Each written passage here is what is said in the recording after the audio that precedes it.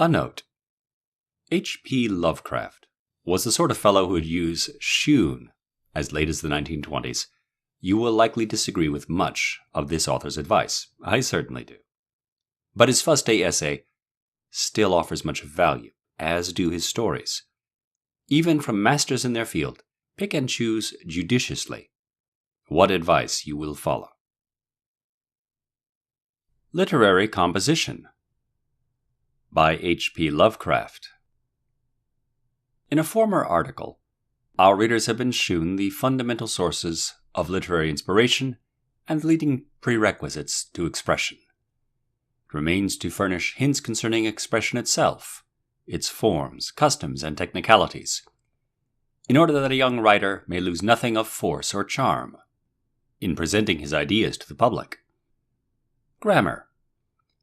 A review of the elements of English grammar would be foreign to the purpose of this department. The subject is one taught in all common schools and may be presumed to be understood by every aspirant to authorship. It is necessary, however, to caution the beginner to keep a reliable grammar and dictionary always beside him, that he may avoid in his compositions the frequent errors which imperceptibly corrupt even the purest ordinary speech. As a general rule, it is well to give close critical scrutiny to all colloquial phrases and expressions of doubtful parsing, as well as to all words and usages which have a strained or unfamiliar sound. The human memory is not to be trusted too far, and most minds harbor a considerable number of slight linguistic faults and inelegancies picked up from random discourse or from the pages of newspapers, magazines, and popular modern books. Types of mistakes. Most of the mistakes of young authors, aside from those gross violations of syntax which ordinary education corrects, may perhaps be enumerated as follows. 1. Erroneous plurals of nouns, as valleys or echoes. 2. Barbarous compound nouns, as viewpoint or upkeep. 3. Want of correspondence in number between noun and verb, where the two are widely separated, or the construction involved. 4. Ambiguous use of pronouns. 5. Erroneous case of pronouns, as whom for who and vice versa, or phrases like between you and I, or let we who are loyal act promptly. 6. Erroneous use of shall and will, and of other auxiliary verbs. 7. Use of intransitive for transitive verbs, as he was graduated from college, or vice versa, as he ingratiated with the tyrant. 8. Use of nouns for verbs, as he motored to Boston, or he voiced a protest. 9. Errors in moods and tenses of verbs, as if I was he, I should do otherwise, or he said the earth was round. 10. The split infinitive, as to calmly glide. 11. The erroneous perfect infinitive, as last week I expected to have met you. 12. False verb forms, as I pled with him. 13. Use of like for as I strive to write like Pope wrote. 14. Misuse of prepositions, as the gift was bestowed to an unworthy object, or the gold was divided between the 5 men. 15. The superfluous conjunction, as in I wish for you to do this. 16. Use of words in wrong senses, as the book greatly intrigued me. Leave me take this. He was obsessed with the idea.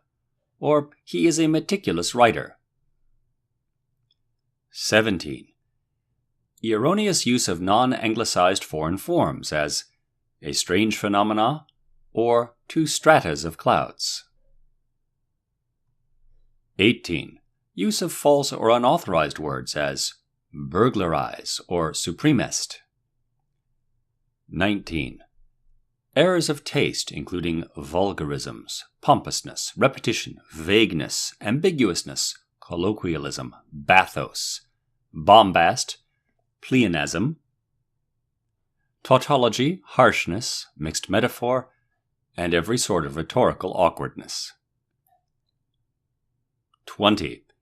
Errors of spelling and punctuation, and confusion of forms, such as that which leads many to place an apostrophe in the possessive pronoun its. Of all blunders, there is hardly one which might not be avoided through diligent study of simple textbooks on grammar and rhetoric, intelligent perusal of the best authors, and care and forethought in composition. Almost no excuse exists for their persistent occurrence, since the sources of correction are so numerous and so available. Many of the popular manuals of good English are extremely useful, especially to persons whose reading is not as yet extensive.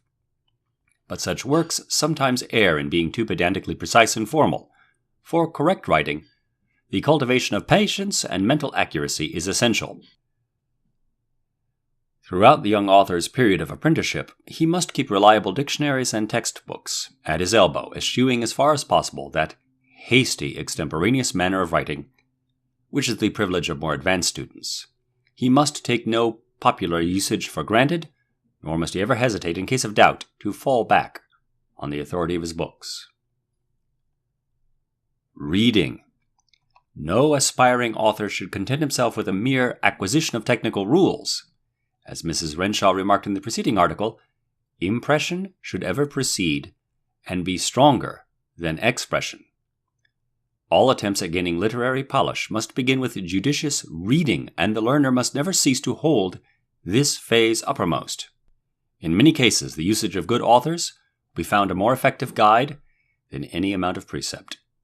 A page of Addison or of Irving will teach more of style than a whole manual of rules, whilst a story of Poe's will impress upon the mind a more vivid notion of powerful and correct description and narration than will 10 dry chapters of a bulky textbook. Let every student read unceasingly the best writers, guided by the admirable reading table which has adorned the United Amateur during the past 2 years.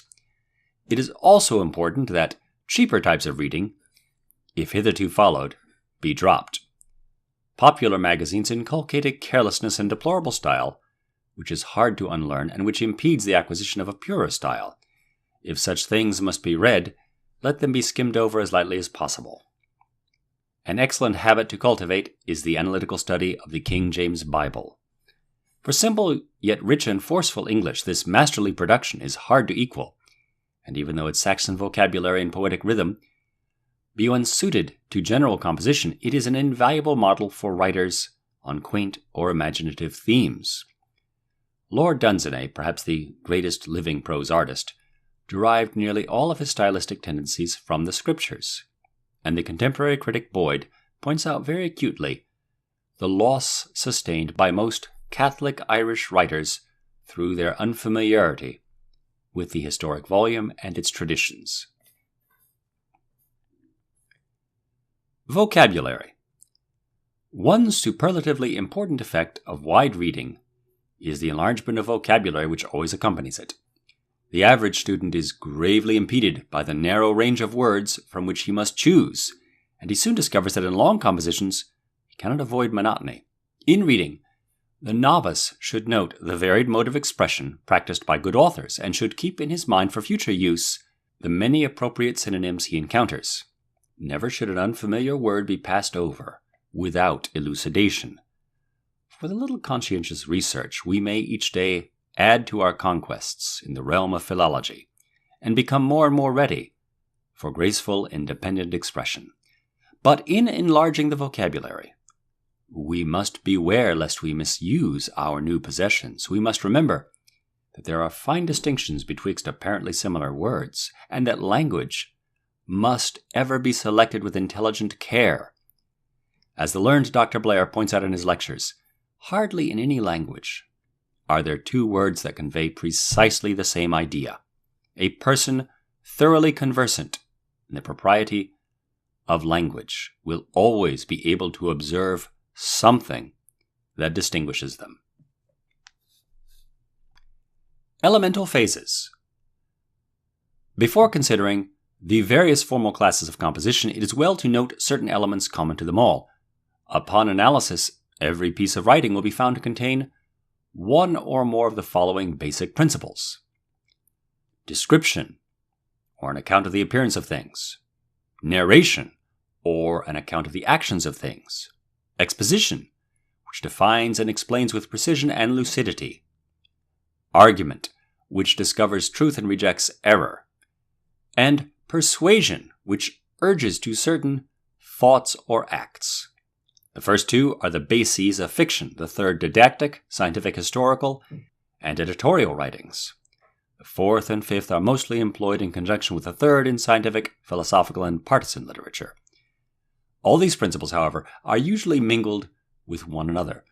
The work of fiction may have its scientific, historical, or argumentative side, whilst the textbook or treatise may be embellished with descriptions and anecdotes. Description.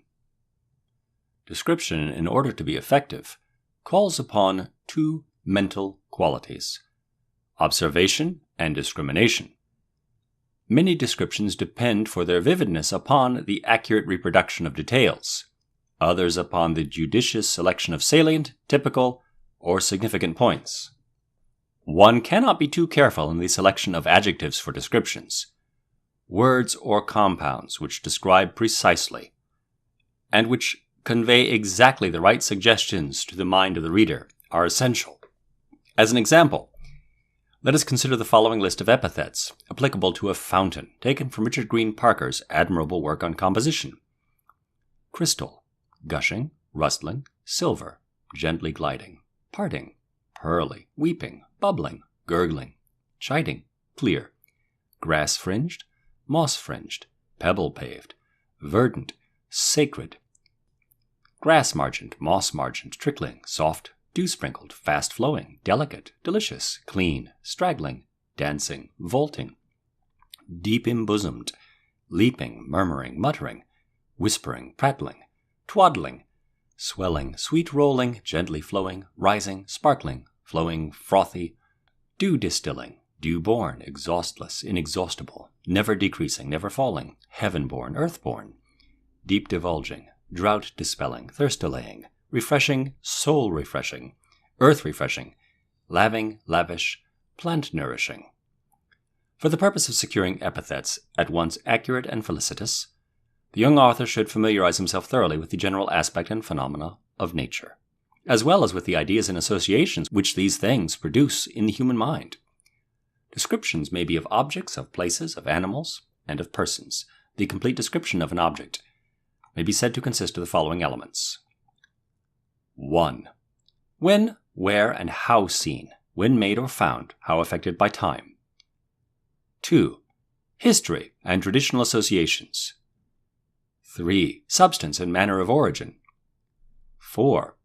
Size, shape, and appearance. 5. Analogies with similar objects. 6. Sensations produced by contemplating it. 7. Its purpose or function. 8. Its effects, the results of its existence.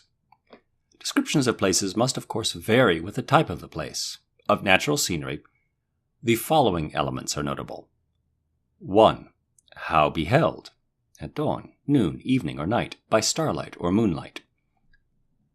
2. Natural features, flat or hilly, barren or thickly grown, kind of vegetation, trees, mountains, and rivers. 3. Works of man, cultivation, edifices, bridges, modifications of scenery produced by man. 4. Inhabitants and other forms of animal life. 5. Local customs and traditions. 6.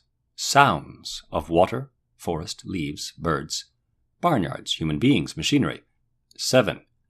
View, prospect on every side, and the place itself as seen from afar. 8. Analogies to other scenes, especially famous scenes. 9. History and associations. 10. Sensations produced by contemplating it. Descriptions of animals may be analyzed thus: 1. Species and size. 2. Covering. 3. Parts. 4. Abode. 5. Characteristics and habits. 6. Food. 7. Utility or harmfulness. 8. History and associations.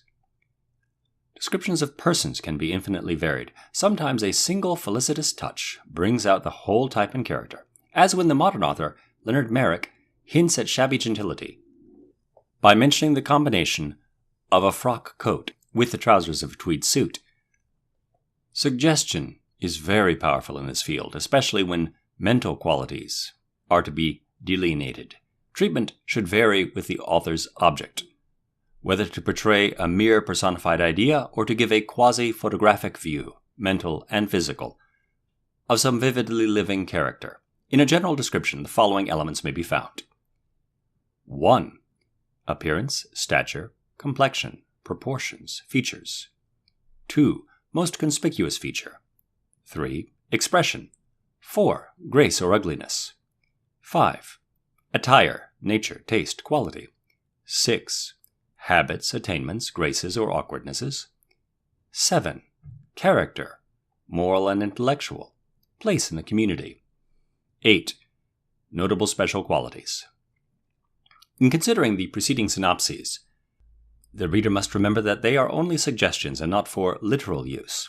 The extent of any description is to be determined by its place in the composition, by taste and fitness. It should be added that in fiction, description must not be carried to excess. A plethora of it leads to dullness, so that it must ever be balanced by a brisk flow of narration, which we are about to consider. Narration. Narration is an account of action or of successive events, either real or imagined, and is therefore the basis both of history and of fiction. To be felicitous and successful demands an intelligent exercise of taste and discrimination.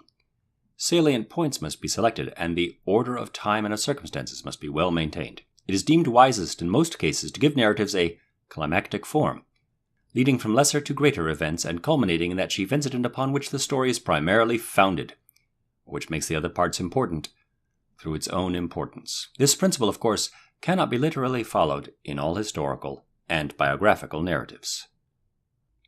Fictional narration. The essential point of fictional narration is plot, which may be defined as a sequence of incidents designed to awaken the reader's interest and curiosity as to the result. Plots may be simple or complex, but suspense and climactic progress from one incident to another are essential. Every incident in a fictional work should have some bearing on the climax or denouement, and any denouement which is not the inevitable result of the preceding incidents is awkward and unliterary. No formal course in fiction writing can equal a close and observant perusal of the stories of Edgar Allan Poe or Ambrose Bierce. In these masterpieces, one may find that unbroken sequence and linkage of incident and result which mark the ideal tale. Observe how, in The Fall of the House of Usher, each separate event foreshadows and leads up to the tremendous catastrophe and its hideous suggestion. Poe was an absolute master of the mechanics of his craft. Observe also how Bierce can attain the most stunning denouements from a few simple happenings, denouements which develop purely from these preceding circumstances. In fictional narration, verisimilitude is absolutely essential. A story must be consistent and must contain no event glaringly removed from the usual order of things, unless that event is the main incident and is approached with the most careful preparation.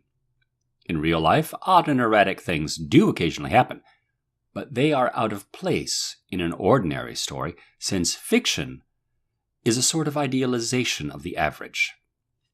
Development should be as lifelike as possible, and a weak, trickling conclusion should be assiduously avoided. The end of a story must be stronger rather than weaker than the beginning, since it is the end which contains the denouement or culmination, and which will leave the strongest impression upon the reader. It would not be amiss for the novice to write the last paragraph of his story first. once a synopsis of the plot has been carefully prepared, as it always should be. In this way, he will be able to concentrate his freshest mental vigor upon the most important part of his narrative, and if any changes be later found needful, they can easily be made. In no part of a narrative should a grand or emphatic thought or passage be followed by one of tame or prosaic quality. This is anticlimax, and exposes a writer to much ridicule. Notice the absurd effect of the following couplet, which was, however, written by no less a person than Waller. Under the topic is our language spoke, and part of Flanders hath received our yoke. Unity, mass, coherence. In developing a theme, whether descriptive or narrative, it is necessary that three structural qualities be present: unity, mass, and coherence. Unity is that principle whereby every part of a composition must have some bearing on the central theme. It is the principle which excludes all extraneous matter and demands that all threads converge toward the climax. Classical violations of unity may be found in the episodes of Homer and other epic poets of antiquity, as well as in the digressions of Fielding and other celebrated novelists, but no beginner should venture to emulate such liberties. Unity is the quality we have lately noted and praised in Poe and Bierce. Mass is that principle which requires the more important parts of a composition to occupy correspondingly important places in the whole composition, the paragraph, and the sentence. It is that law of taste which insists that emphasis be placed where emphasis is due, and is most strikingly embodied in the previously mentioned necessity for an emphatic ending. According to this law, the end of a composition is its most important part, with the beginning next in importance. Coherence is that principle which groups related parts together and keeps unrelated parts removed from one another. It applies, like mass, to the whole composition, the paragraph, or the sentence. It demands that kindred events be narrated without interruption, effect following cause in a steady flow. Forms of composition. Few writers succeed equally in all the various branches of literature. Each type of thought has its own particular form of expression, based on natural appropriateness, and the average author tends to settle into that form which best fits his particular personality. Many, however, follow more than one form, and some writers change from one form to another as advancing years produce alterations in their mental processes or points of view. It is, well, in the interests of breadth and discipline, for the beginner to exercise himself to some degree in every form of literary art. He may thus discover that which best fits his mind, and develop hitherto unsuspected potentialities. We have so far surveyed only those simpler phases of writing, which center in prose fiction and descriptive essays. Hereafter we hope to touch upon didactic, argumentative, and persuasive writing, to investigate to some extent the source of rhetorical strength and elegance, and to consider a few major aspects of versification.